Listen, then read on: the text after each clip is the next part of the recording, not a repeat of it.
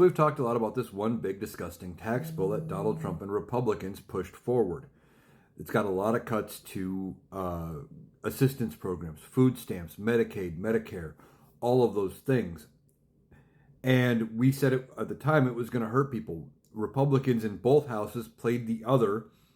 House Republicans kicked over one version of the bill, hoping that the Senate would fix it and make the cuts not nearly as bad. They actually made it worse, kicked it back to the House, and hoped the House would fix it and undo the bullshit they did, and the House instead passed it somehow.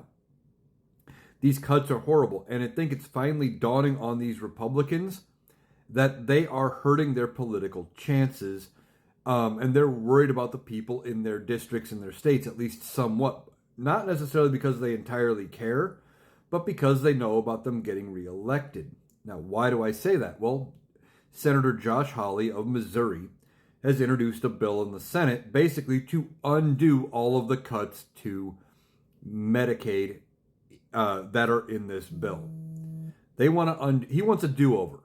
He wants to back it up, go back to the way things were, and call it a day. Now, it doesn't entirely work like that. And funding and spending bills have to start in the House. So even if he gets it passed over there, they would have to attach it to something the House sends over. It's a process. But the fact is that we are 11 days after Donald Trump signed this bill into law.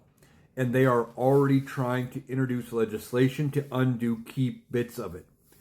They know how bad it is. Now, if it does somehow pass both chambers of Congress and makes it to the president's desk, is he going to sign it? That's a gamble. That's unknown, because Donald Trump had said when they were negotiating his one big disastrous bill that he didn't want him to touch Medicaid. But they did, and he even found out they were cutting it and signed it anyway. So who knows what he's going to sign or not sign if it gets to his desk.